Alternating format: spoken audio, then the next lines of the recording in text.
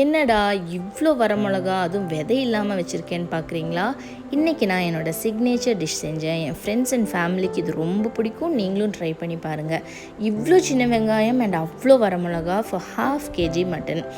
இரும்பு வடைச்சட்டி எடுத்துக்கோங்க. அதில் நல்லெண்ணெய் ஊற்றிக்கோங்க. நீங்கள் அதில் ஃபஸ்ட்டு போடுறது மிளகாயாக இருக்கணும்.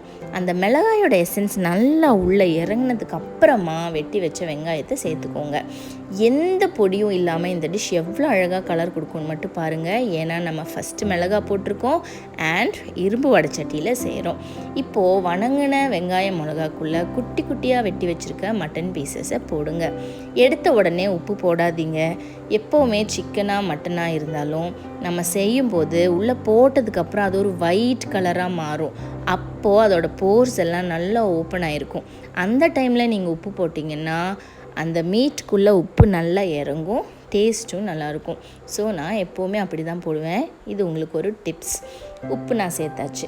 நல்லா வணங்கின மட்டனில் இப்போ தேவையான அளவு தண்ணி ஊற்றி வேக வச்சுக்கலாம். சிக்கன்னா அந்த எண்ணெயிலேயே கூட வணக்கி நம்ம செய்யலாம். பட் மட்டன் தண்ணி ஊற்றி தான் வேக வைக்கணும். அது வேகிற நேரத்தில் இந்த அடுப்பில் சிக்கன் குழம்புக்கு தேவையானதெல்லாம் நான் வறுத்து வச்சுட்டேன். இண்டக்ஷனில் ஒரு பக்கம் ரசம் ஆகிட்டு இருந்துச்சு. இப்போது இது நல்லா கொதி வந்து ரெடி ஆகிட்டுருக்கு.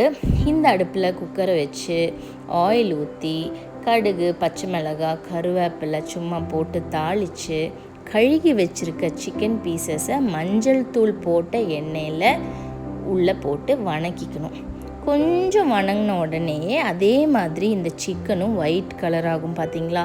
அந்த ஸ்டேஜில் அதுக்குள்ளே தேவையான உப்பை ஆட் பண்ணி நல்லா அந்த எண்ணெயில் ஒரு வணக்கிட்டு நம்ம அரைச்சி வச்சுருக்கோம். நான் வறுத்தேன் பார்த்தீங்களா? அதை நான் அரைச்சி வச்சுருந்தேன். அந்த அரைச்சி வச்சதை உள்ளே ஊற்றி தேவையான அளவு தண்ணியும் ஊற்றி விசில் போட்டால் சிக்கன் குழம்பு ரெடி ஆகிடும். இது ரொம்ப சிம்பிள் தான். ஸோ இது நான் சைடில் செஞ்சிட்ருந்தேன். சிக்கன் குழம்பு ஒரு பக்கம் ரெடி ஆயிடுச்சு. இந்த பக்கம் நான் மட்டன் செஞ்சதும் ரெடி ஆயிருந்துச்சு. அந்த சட்டியில் இருக்க எண்ணெயில் கொஞ்சம் ஒயிட் ரைஸ் போட்டு பரட்டி எடுத்து அதில் கொஞ்சமாக உப்பு ஆட் பண்ணி அதை கூட இந்த சிந்தாமணியை வச்சு சாப்பிடும்போது அடடே ட்ரை பண்ணி பாருங்கள்.